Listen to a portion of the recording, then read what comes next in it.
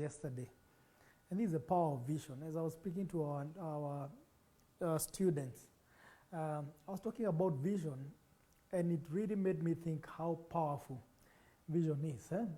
And even before I start, I want to give a shout out to some people who've been interacting with us, and that's Jackie Chalo and Kevin Jogu. Keep interacting with us and giving us your contributions. And also my friend, Robert Burale. Robert Burale. You know where I come from. When you put many R and L at the same place, it becomes very tough. So my brother, Robert, thank you for your support, and much appreciated. So I'm talking about vision today.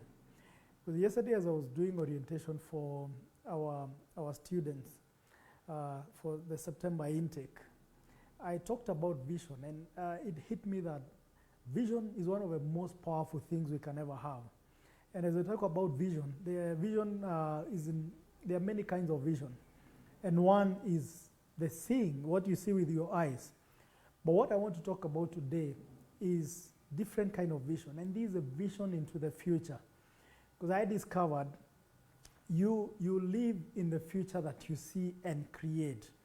Being able to see into the future, and I looked at one of the description in the dictionary, and this is what it says. This vision is the ability to think about or plan the future with imagination and wisdom. That's one of the explanation of vision. I like the word imagination there. And because imagination is one of the greatest tools you need to have a vision and to see into the future. But this is my description about a vision. This is the ability to see the invisible and create, to see the invisible future and create it. Because what we are living in today, the world we are living in today, the buildings we are in today, was someone's vision at one point. They were invisible, they were in someone's mind. And they took time to bring it out. And that's how we are in these buildings. The cars we are driving today was in someone's mind at one time. Someone imagined it and made it happen. And so I've realized, power of vision, I think is one of the greatest powers or greatest skill we should have.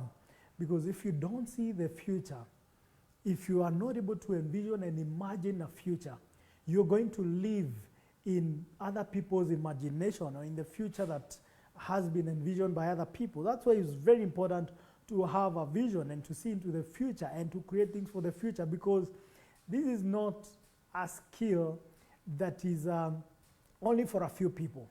This is something that each one of us has, because we believe God created us, and God created us in his own image and likeness. And one of the things God did, he created all that we see from the invisible. So he also gave us the ability to be able to see and create things. After the creation, for most of us who believe in creation, God never continued with more creation. But he put that ability to create in us, in our minds and in our hearts, that we may keep creating things. And that's why you see people have created phenomenal things. When people were still in horses, riding horses and there were no cars, someone imagined a car. Someone imagined, something better than a horse. So that power of imagination and being able to create never comes to an end. Every time, before computers were there, someone sat and imagined a computer. And today, we can never imagine a world without computers. At one time, people envisioned internet. Today, we can never think about the world without internet. So as I thought about these things, I thought, what's in the future? What else do we need to create for the future? And because this creation never comes to an end, and it's not a reserve for a few people that we say those are the innovators and creators. Each and every one of us has the ability to imagine and create a future. And that is the power of vision. So we need to cultivate this power of vision. We need to nurture it and to make sure each and every one of us can create something, because like I've said, if you don't envision and create a future, you'll always have to live in a future created by other people. And I like what Winston Churchill said, and this is a quote that he said, "History will be kind to me because I intend to create it." Wow, what an amazing thing. Well, actually, I intend to write it. He said, "History will be kind to me because I intend to write it." So how will your history be?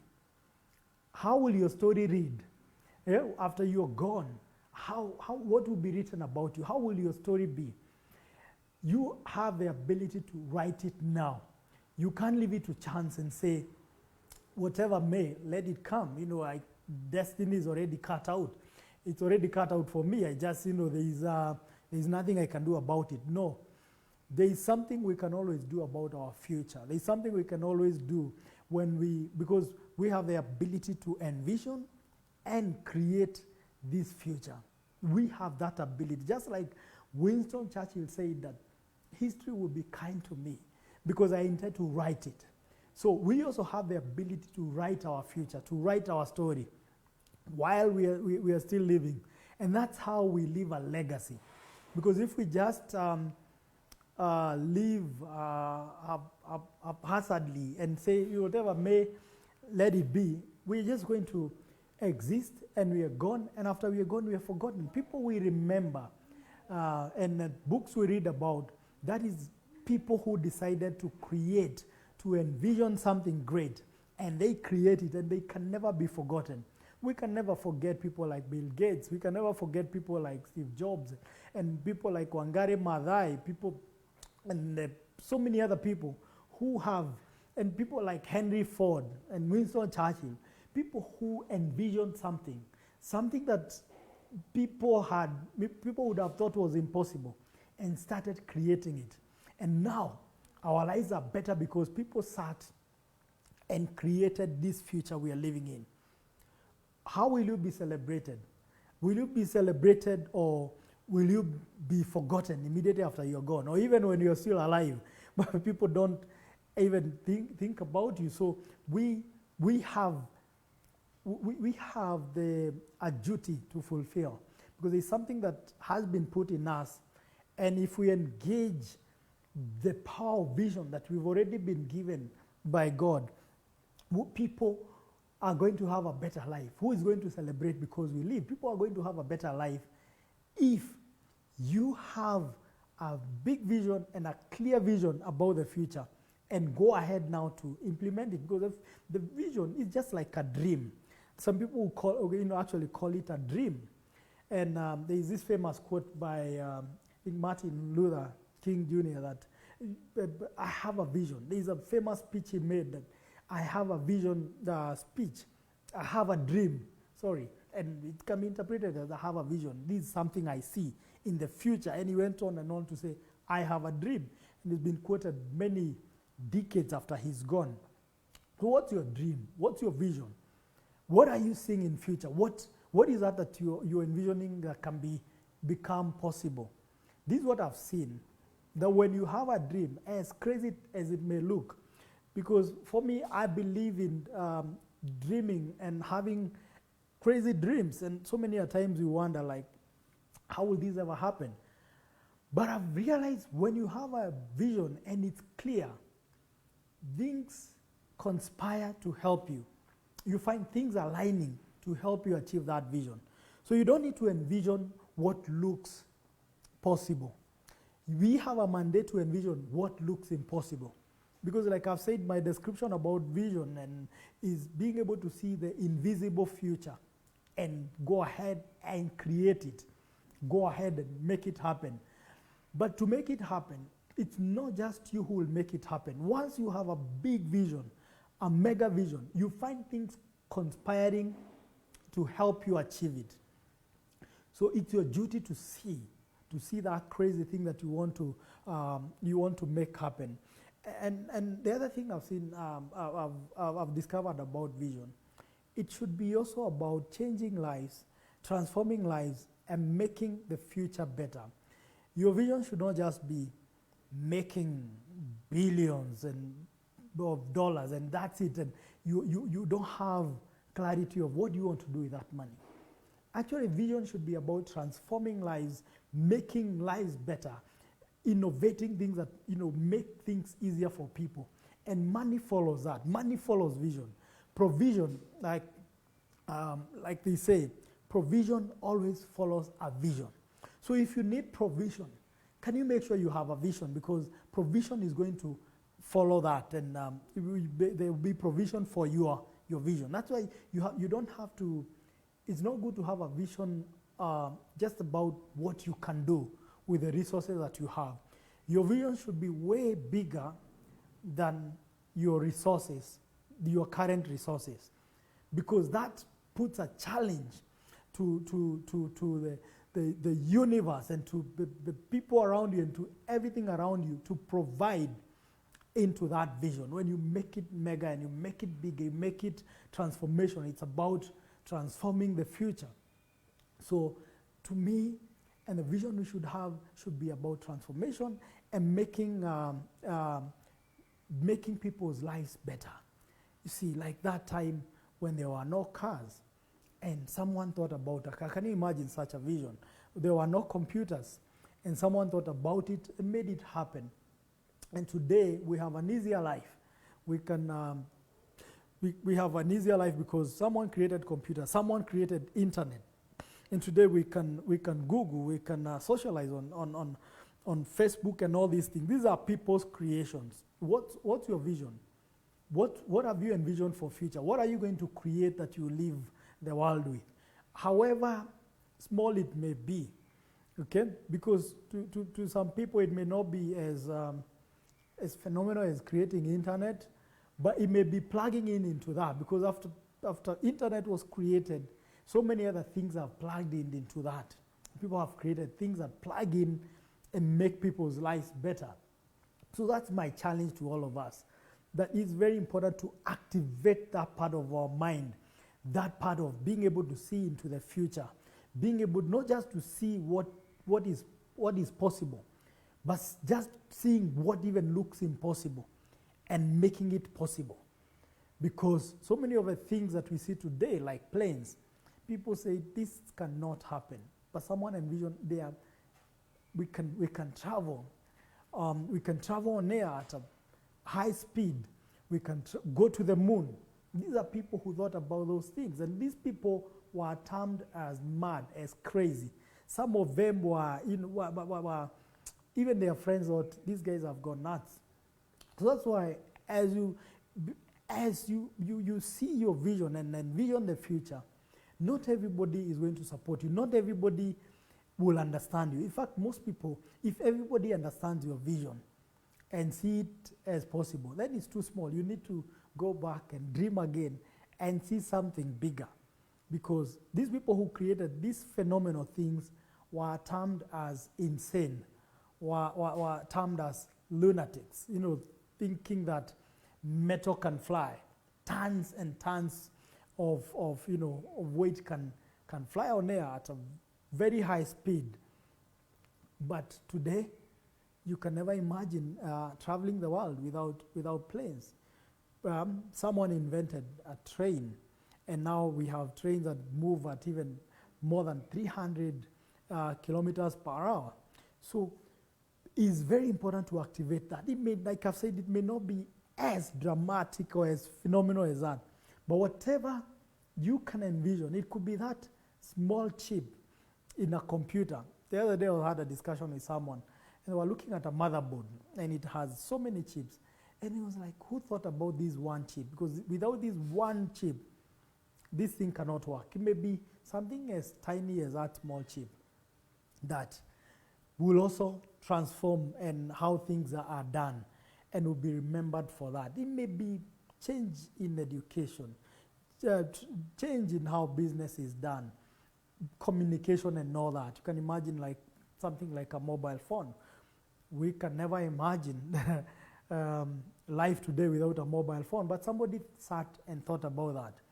And like I've said, this is not just a reserve for a few people, it's for all of us to envision the future. And after we envision, we embark on a mission we embark on a journey. We embark on this journey to create it. It's one thing to see, but we cannot just sit there and wait for things to happen. Things don't just happen. Things are made to happen. So after you have a clear dream and vision, it's good to now go back and start thinking. That is why I like that description. I read for you from the dictionary that it's the ability to think or plan, because there's a lot of planning that goes into a vision about the future with imagination and wisdom. So you have to engage all those faculties in your mind of wisdom, imagine it and plan for it. Because again, if without a plan, your vision may never come to pass. And I also like that word imagination. And someone explained the word imagination like, it's like two words, imagine and nation. And he said, that nation is the richest nation on earth. The nation that you imagine. It's not the nations we are seeing today. That nation within your head that you're able to imagine and create pictures about, that is the greatest nation. Because you can imagine, days, many years ago, people imagined the world we are living today. So then that was the greatest nation. But we have a duty also to see into the future and see what else is coming. What is in our line that we can create? What will be our vision that will transform many other people? And vision, I've come to realize, vision gives you focus. Because vision is like a destination. When you know where you're going, you cannot determine the route. You can now determine where you're going. Today, we use things like Google Maps. And once you know a place where you're going, at times it's even a place you don't know.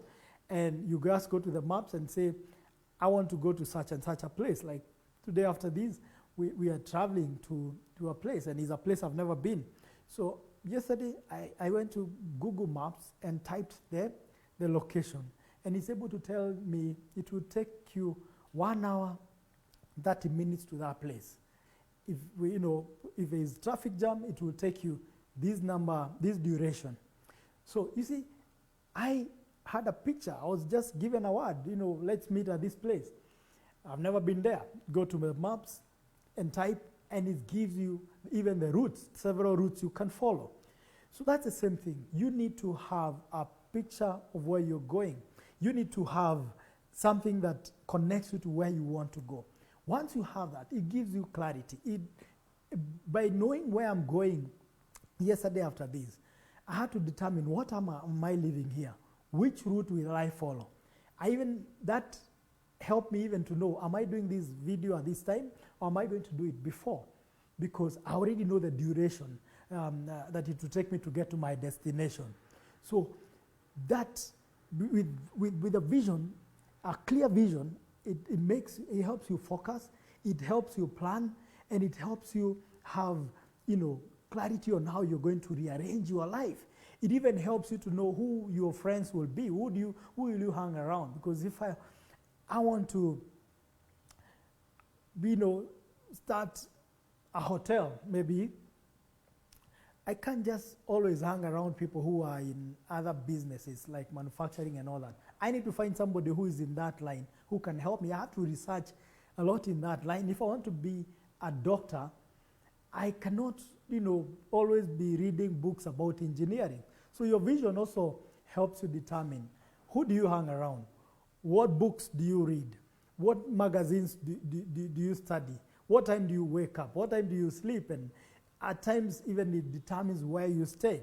The other day I was talking about goals, and I think goals connect to this, because once you have a vision, also you have to set goals that enable you to get to your vision, even where you stay. I've seen, like in US, most people who want to be actors and all that, they will go and settle near Hollywood to help them start their career. So your vision can even determine where you stay. So that's one of the things I think it gives you focus. And your vision also helps you also to know what do you need, what other things do you need to have in place to attain your vision. Because you move in the direction you're facing. Just like your eyes gives you vision to what you can see, and you start moving to where you're facing. So also, as you have a vision, it helps you now move in that direction. It helps you really focus on that. So this will be it for today. And I believe most of us have visions. Most of us are going to envision again and dream again. Some of us may feel like, hey, my vision was too small. I need to dream again. Even me, every day I keep challenging myself. I keep challenging myself of what else? What other possibilities are there? Because my journey, like I said, has been very interesting. All the way from being a matatu tout to trying farming and it didn't work, to being a waiter in a hotel. But I kept dreaming of a greater future, to starting a successful production company, to now starting an institute where we are training and imparting skills on young people. And I'm always thinking, what else? What other possibilities are there? What else can we create? Every day we should keep challenging ourselves on the possibilities that are there. But some of these possibilities that are there, at the beginning, they look impossible. That is why I said it's very good at times to have that crazy vision of what you want to do. It may look crazy because everything we see today looked crazy at some point. The people who created most of the great things we're using today were termed as insane. So even as you get your vision and as I said, you have to make it clear. At times it's not clear at the beginning. Some of the things were invented by people, but they were polished by other people. So even as you see this crazy vision, you may not be the one to take it all the way to the end. But as you start, you help other people to come and build on that foundation. Your work could be to start and take it to a certain level. Just make sure you do all that you can about that vision. But let the vision be so big that you can't actually do it. It will not just take you. It will take other people to plug into your vision. Because some of us are also called to plug into others' visions, and to help that vision come to pass. So today my challenge is have a great vision. Make it clear. Start it. Make it transformational. And let the people in future celebrate you. Let books be written about you, that you started this thing that has become, has transformed many lives. And when you achieve, if you set your vision too low, like someone said, people don't fail in life because they aim too high and miss. But people fail in life because they aim too low and hit. So if you set it too small, you can achieve it so fast. And after you achieve it, you get frustrated. Like, what next? So in case you had set your vision too low and you have achieved, it's time to make that the floor and now aim even higher. It's time to dream again and even have a more grand vision about the future. And it should not just be about yourself, like I said. Let it be about people.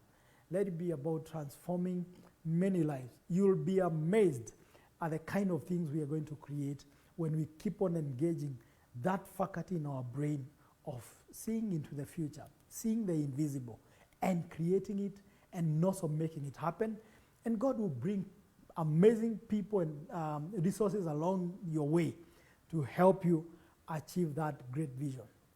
So as we cultivate the champion mindset, this is one of a way to make sure we live a life, the life of a champion, and will be celebrated after we are gone, or when you're still alive. So many people will celebrate that we lived.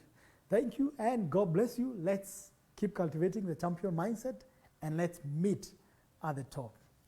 Thank you. Mm.